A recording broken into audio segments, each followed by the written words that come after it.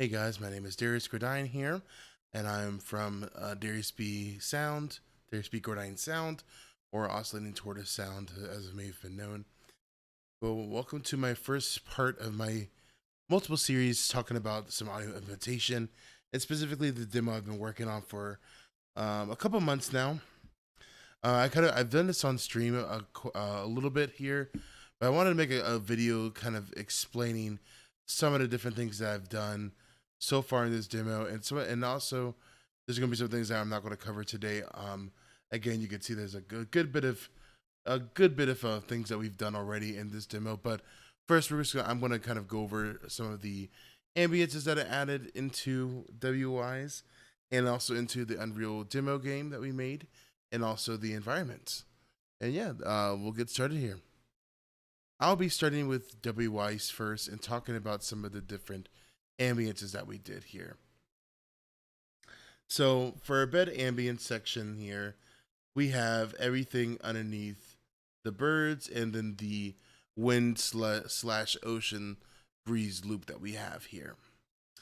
For the birds, we did a random container of birds, and pretty much made it so that the play mode would continuously play these birds at random and loop them infinitely.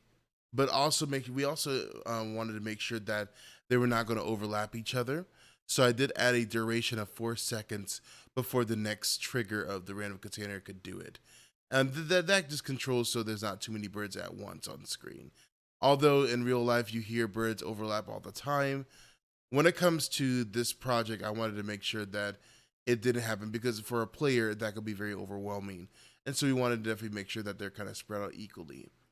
And plus some of our natural bed ambience that we have of the wind sound has a couple birds in it there anyways. So another thing that we did to the random container is also add some randomization of volume, pitch, and low pass filter. This is mainly for honestly controlling how close and how far away we hear each bird in the game itself. So for instance, if I play it now, that bird sounded really close. But then if we wait a little bit longer, that bird was also really close. Let's see if we get another one that's far away. There you go. This one there. That one's very far away. Yeah, that one was very far away, and I had a lot of low pass filter on it. But pretty much, it gives the illusion that the birds are coming from all over the place. So there's never one of the same birds here. That's pretty much what we were doing here when we were adding a lot of the randomization to the volume, pitch, and the low pass filter. And see that same sound just played, but now it's really quiet. But that's pretty much the birds there. That's pretty much all that we did for the birds. There's nothing too much more to this. This actually doesn't have any kind of data on it there. Yes, it doesn't, so that's fine. And this also has nothing on it as well.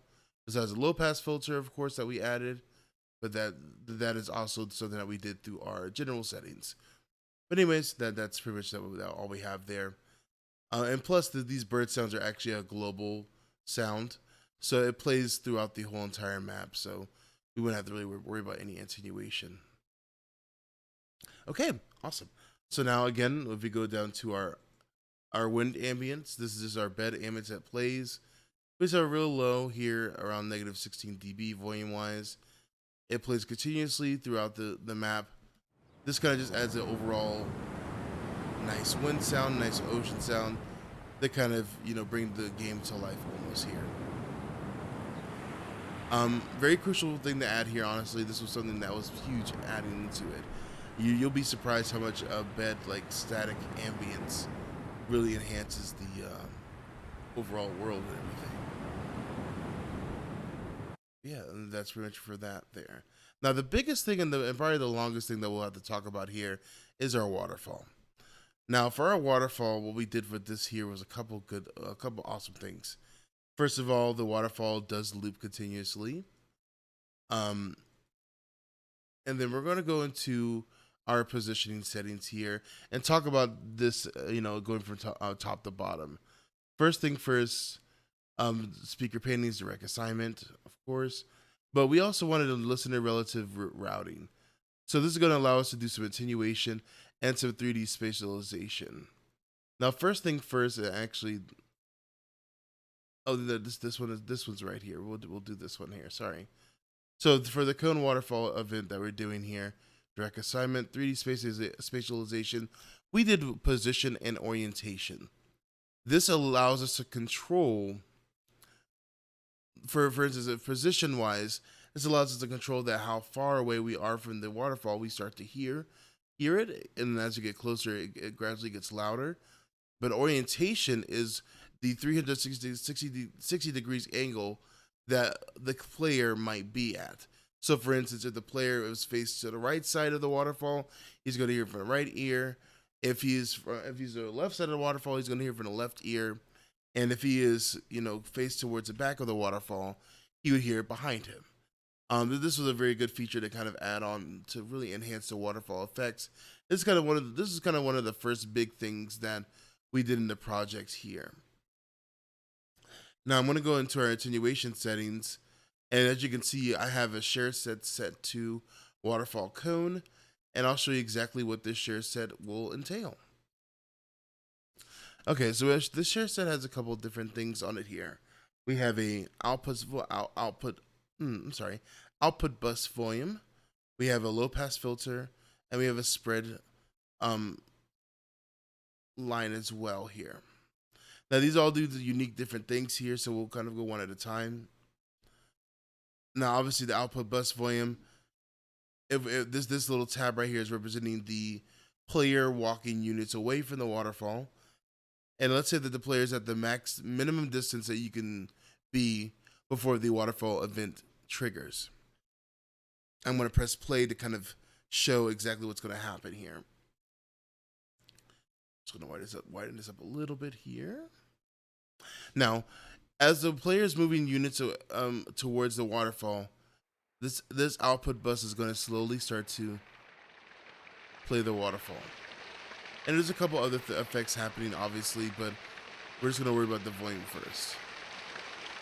But as the character moves closer, units away to the actual waterfall, it gets louder.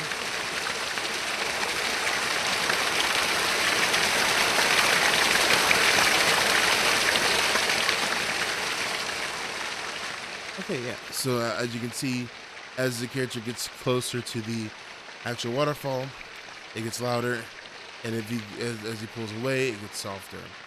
And there's some other couple things that we added to the attenuation settings to really make this come more so to life. For instance, one thing that we did add to kind of bring this more into life is a nice low pass filter. Now this low pass filter does some good things for us here. It makes it so that the higher frequencies don't come out as much when we're further away from the waterfall itself. Now, why is that important? Because in real life, when you as you step away from things or from a sound source, the higher frequencies start to eventually dwindle down and go away, until you're left with the low pass, and a lot of the low frequencies that come from that sound. And so that's what I wanted to emulate here when we did this here.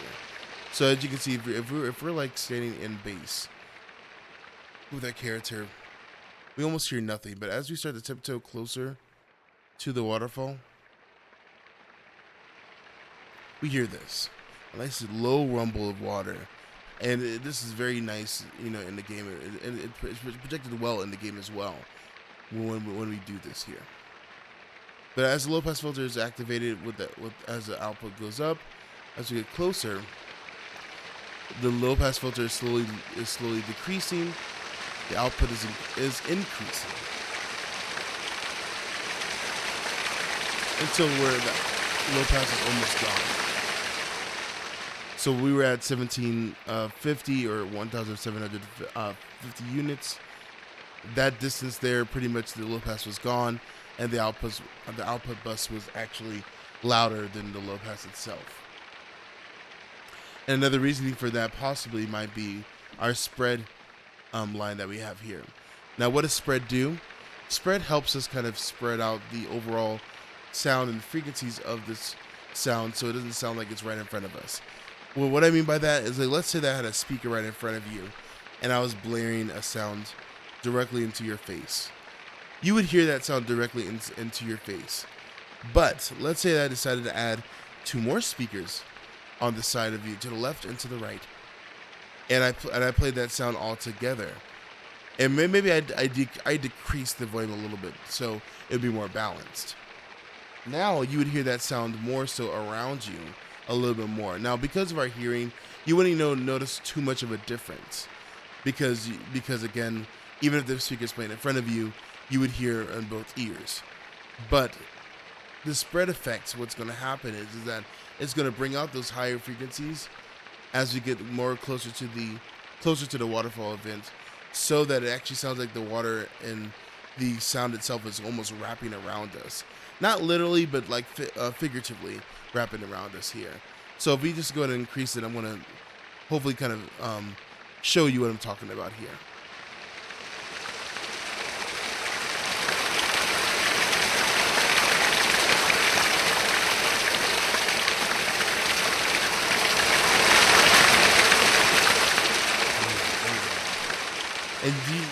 And I know it was a little bit loud there, but did you hear how the water, like, you almost felt like that you were like literally standing in the water. You were like literally inside of it. That's what that spread kind of does. It helps really, spread out the sound across your ears, so it actually sounds a little more realistic in that way. But with the combine of all of these here, it's a very nice touch. So of course, as you're further away from it, you can hear it less, and as you get closer, it gets louder and louder and louder. Now, obviously, this is what I'm controlling right now is mainly part of the positioning part of our 3D spatialization. Now, what I'm going to go over now is with our orientation side. Now, for orientation, this is going to control pretty much our panning for the character in our game. So, for instance, if the character is more towards the right side of the waterfall, you're going to hear more on the right ear. If he's more towards the left side of the waterfall, you're going to hear more on his left ear. What's going to represent the position on this little attenuation preview graph is our little black icon sliding across this vertical orange line. As we go closer into the circle, it gets louder. And further away, it gets softer. Okay, so we're going to have around like -1 positioning here. Now, for the orientation, why this is so cool and why I love this cone attenuation so much is that we can emulate it so that as the player is turned, let's say the player turned around more towards the waterfalls on his left ear. The water is playing in your left ear still. And it still sounds like the same position, but it's more so in your left ear. It's really simulating like that person's actually turning around in real life here. Now, let's say, for this particular example here, I will still showcase this here, but let's say that a waterfall was on, like, I don't know, let's say it was on the back of a mountain, and you were like in a cave, and you were actually walking through a cave, and the waterfall was on the other side of that cave there, so, if that makes sense. So pretty much in terms, if there's a wall, there's a waterfall on the other side of the wall. If you are behind the waterfall, this orientation graph can emulate that as well. So let's say that I'm behind the waterfall now, and there's a wall separating me from that waterfall. This is how it might sound. Really good right here. It sounds like it's in front of us, but not quite. But also there's like a nice low pass filter to emulate the distance it is between us, but also represent that it's actually behind us and not actually directly in front of us. Because if it was in front of us, we would hear it indefinitely without any issues. And we did this by controlling the low pass filter and also the maximum attenuation that we could do here. And we actually have a waterfall that simulates this effect here for orientation, so I definitely will be showcasing that when we get into Unreal. But let's say that we're going to slowly start to walk from behind the wall into the waterfall where it's coming from. Now watch this. I'm going to my left ear, and now here's the waterfall. right in front of us. Amazing little feature, amazing little thing to do. It's one of the coolest things about, I think, that I did for this waterfall. The orientation was just really cool to mess with. And I can't wait to show you guys on Unreal what I did with this here. But yeah. But overall, this is kind of basically what we did with the waterfall. Most of it was with attenuation settings, making a couple share sets to share across the different waterfalls on this map, and then implementing them into our Unreal Engine and making them, and then adjusting also the max distance of where we can hear the waterfall from game and from the game itself. And I'll kind of tap in and out between Wwise and Unreal when we go into it, just so you can see our actual game player unit be getting closer into this graph part here. But yeah, it's a really cool feature to kind of do here. Okay, now that we're done with waterfalls here, a couple last things we'll mention here is the torchlight. Torchlight, to go over real quickly here, we did the same thing, position plus orientation, but it's 3D spatialization. And then for attenuation, we had a nice, lovely output bus volume curve here. We didn't add any other attenuation settings into that, just because we don't really need to. And then of course also we increased the volume, and then actually we looped it infinitely here. But really, that's all we did with the torchlight there for that. And we'll take a little listen to that and how that works in the game. Now, the final thing in Wwise that we'll be discussing will be our environmental sounds that we have. And right now, the only thing that we do have is the environmental bushes. So for the bushes, we created a random container, and pretty much these bushes are going to be triggered by a box collider. And so every time the box collider plays, it's going to randomly play one of the random 5 sounds for the bush's foliage sound. Now in game, I know it's loud right now, but in game, it's not too bad actually. It's actually pretty nice. But pretty much we want to. I'm actually gonna turn this one down. I'm sorry. There you go. Okay. But yeah, but pretty much when you collide into the bushes here, we have a AK event being triggered once you collide into the box to play one of these sounds out of the random here. But yeah, that's pretty much it there. Like I said, the waterfall was probably one of the longest things that we had to discuss about in Wwise here. But now I'm just going to kind of slowly showcase everything that we've done in Unreal. So let's take a look here. And yeah, I'll also show some of the waterfall stuff as well. I'm going to go and connect to my Unreal Engine so we can go ahead and see some of the moving parts that are happening.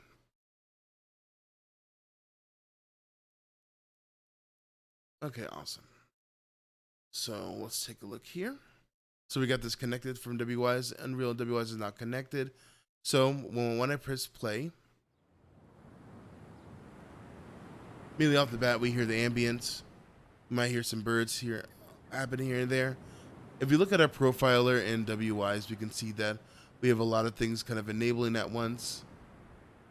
We actually have the torchlight going on because we're close. Because we are close enough actually.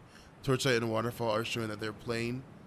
We probably don't hear it very much because again it's very low. But we also have the ambience and of course some of the other birds that occasionally play in and out. That thing, the graph keeps expanding because they keep triggering the birds occasionally here. But anyways, we press play here, and we get to start walking around. We get some footsteps playing, so we're going to see that on our graph. I think the first thing that we'll discuss here is our bushes. So our bushes, as you collide into them,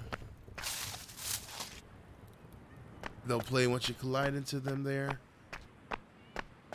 Now, this is not the best way to implement collision boxes for bushes, but this is one way I did it here. And I'm actually looking into some other ways of doing it. But as you can hear in my right ear, because we are a little bit closer to the waterfall, we can hear it a little bit on our right ear. But anyways, we'll get to the waterfall in a moment here. And then of course the torchlight here.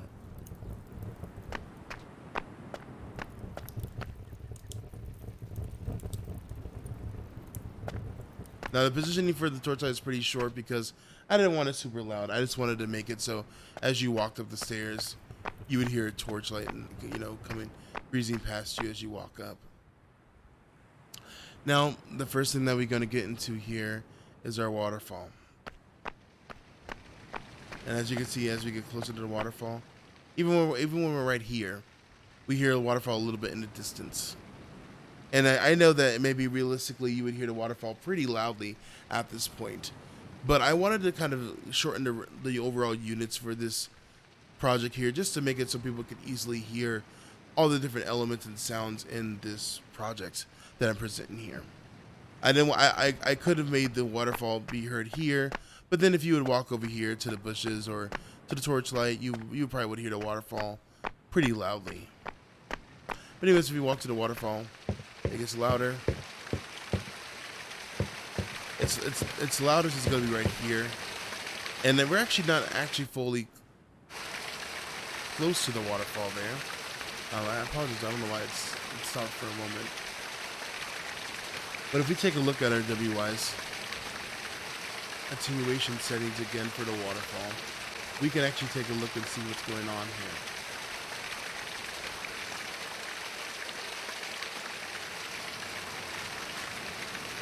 So yeah, as you can see here, we have the waterfall AK component. It's sitting right here, and it's also the player for the splash component sitting right here.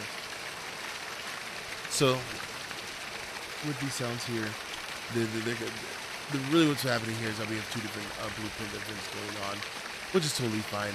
One of these are actually not active, but it's just sensing that it's near an audio event. But this is the closest that we can get to it. So really, it'll never get so loud to the point where it's overloaded. Matter of fact, I think this is the actual line that we're at. And of course, if I spin around a little bit, you're gonna hear the orientation like I promised. Oh, I'm sorry. This is the waterfall that doesn't have the orientation. This is just positioning. But there's still some panning in it. But not as much as the one back here that I'll showcase. But this is just positioning. So I do have to fix the loop there. I apologize, y'all. This is still a work in progress, but either way, that's how the waterfall works there. As you get closer, you can hear it louder. As you pull away, the low pass filter will activate and also decrease the volume as well. Now, I was mentioning that this waterfall here, actually, if you look at my Wwise event, I did mention that there's a waterfall that just had positioning, and this one just had position, and the cone waterfall has position and orientation. This waterfall here is the one that we have in the back of our project that I'm going to showcase here. And this is the example I was talking about when I was regarding to being on the back wall, you know, of a waterfall.